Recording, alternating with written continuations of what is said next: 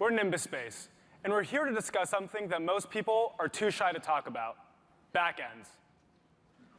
Have you ever beat that frustrating level of Angry Birds on your phone, only to find that you can't unlock the next level on your tablet?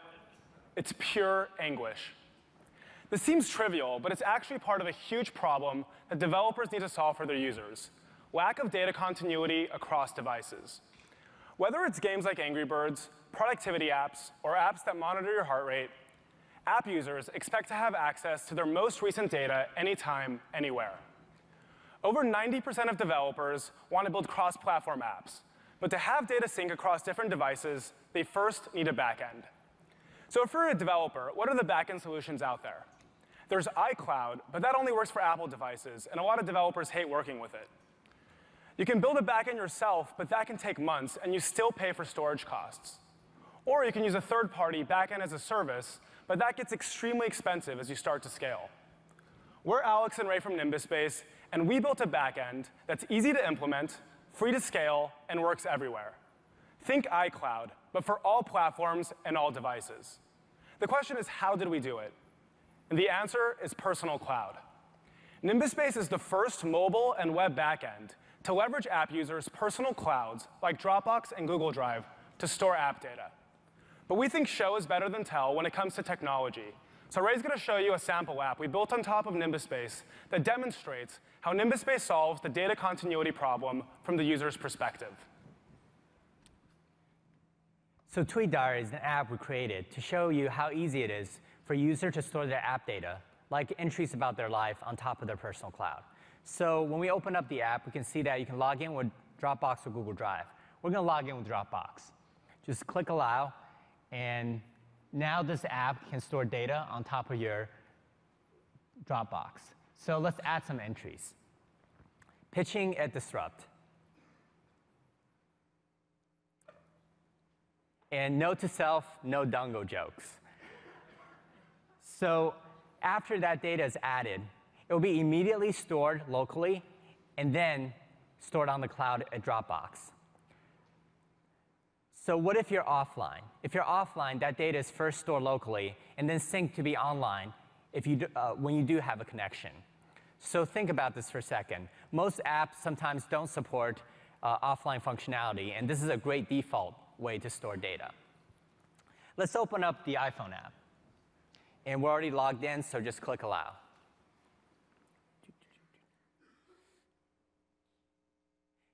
Now the entries we just added in our web app are just instantly synced to the iPhone app. So let's add an entry here too, sink or swim.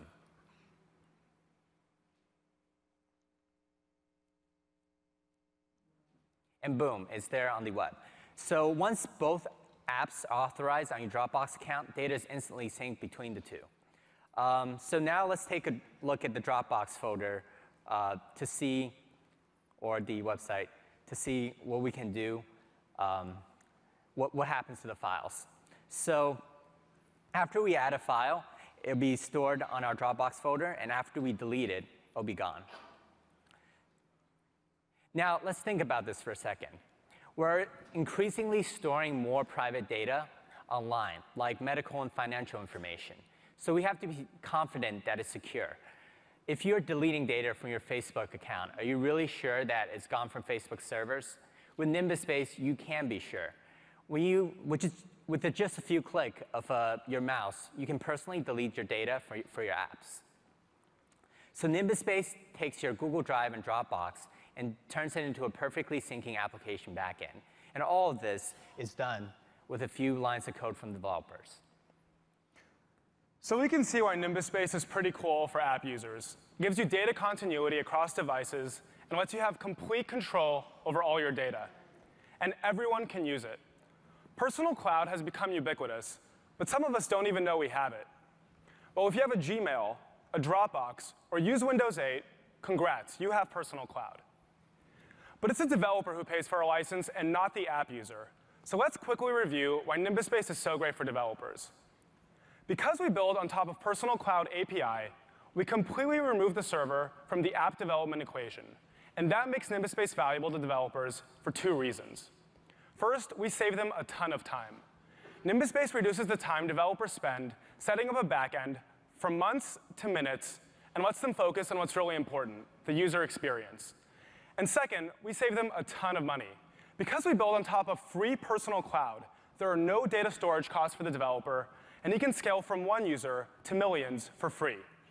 We're basically offloading the entire cost of hosting users from the developer, for who this is significant, to the cloud storage providers like Dropbox, Microsoft, and Google.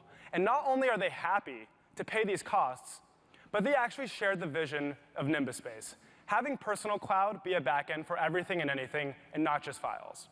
They're actually building tools to help make this vision a reality for developers. So NimbusBase solves the data continuity problem by tapping into the power of personal cloud in a completely new way. For developers, you never have to look at your own backend again. And for app users, you can finally stop suffering and play that next level of Angry Birds on your tablet. Thanks, and go to nimbusbase.com and sign up for our free beta.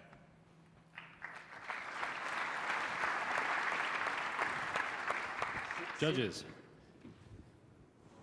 You said it was free, so where do you charge along the chain? When do you charge? Yeah, so we operate under a freemium model. So it's free to sign up, and after a certain amount of users, you pay an annual license. But after that license, you basically stop paying for any storage costs. What's the price? Out of beta, it's going to be $500. In beta, it's $250. So right now, you guys are a middleman with a great service. First of all, nice presentation, very clean, and you're right at the 6-minute mark. So as you look forward a year or two in advance, like, do you see how does NimbusBase basically get bigger? Are you going to add additional features that go horizontally, or do you see at some point in time you guys are offering storage like Dropbox? Where does it go in a year or two from now? We think building on top of personal cloud outside of data continuity can have like other use cases too. But initially, just looking at the mobile market, that's already about 400,000 developers there. And we're going to keep integrating more cloud providers because it's a very fragmented cloud provider market. And also getting into more platforms and being better integrated. And like one example of something we can do in the future that's even extended would be UI tied to our NimbusBase data models, where they will have a set of Android UIs that they don't even need to, they can just drag and drop and don't even need to link to the data models, and it'll just constantly be updated as data changes. So, I mean, there's tons of stuff to do to make it a better product and get more users. Okay. How hard is this to do?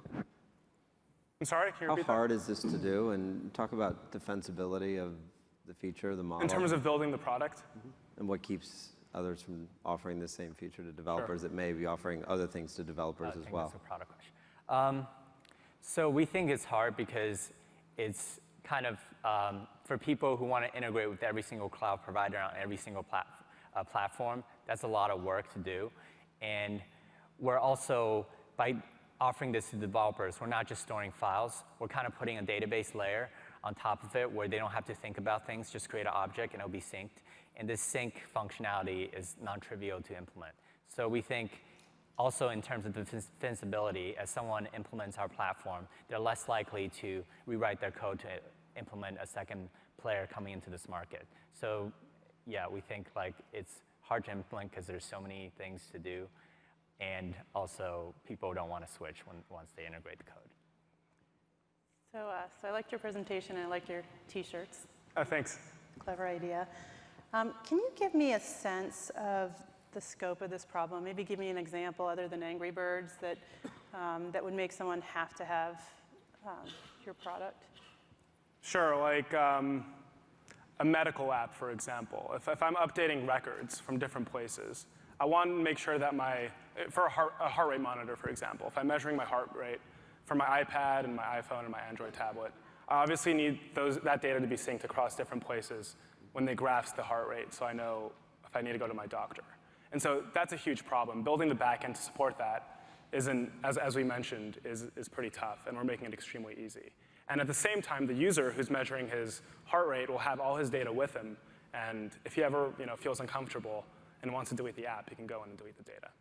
And then a follow-on question would be, how do you deal with shared devices? So if someone's sharing an iPad for a family and they want to have all their medical records synced to various different phones, how would they do that? They can log in and log out of their accounts. Like someone can log into their own Dropbox, and once you log out, all your data is deleted. So once someone else log in, it's like a context switch, basically. So if it's shared devices, using accounts, they can manage that. And what's your sales or adoption strategy? How do you get all the developers of the world to use you versus somebody else? Why don't I disrupt? Say it loud. No, but in all seriousness, I think developer tools are viral, and if you make a great technology and developers like it, they'll share it with people. Getting it written about in tech press is obviously huge, but we think by going to these developer houses who develop a lot of games and are extremely if the people they develop a ton of apps, if they start using NimbusBase, that's a huge point of distribution, and we think that developers who like us will tell each other.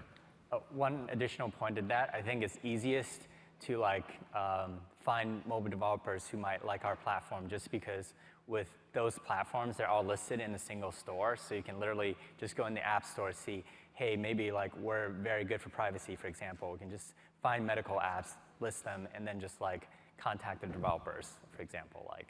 That's one way that, yeah. Congrats with the technology. I do think you guys are going to need to think about how the product does expand. So I'm concerned about you guys being stuck right in the middle and then being squeezed. But it's always great to see developers creating great products to make the life easier for other developers.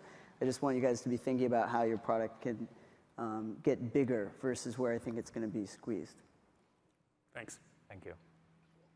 Well, that was NimbusBase. Thank you guys very much.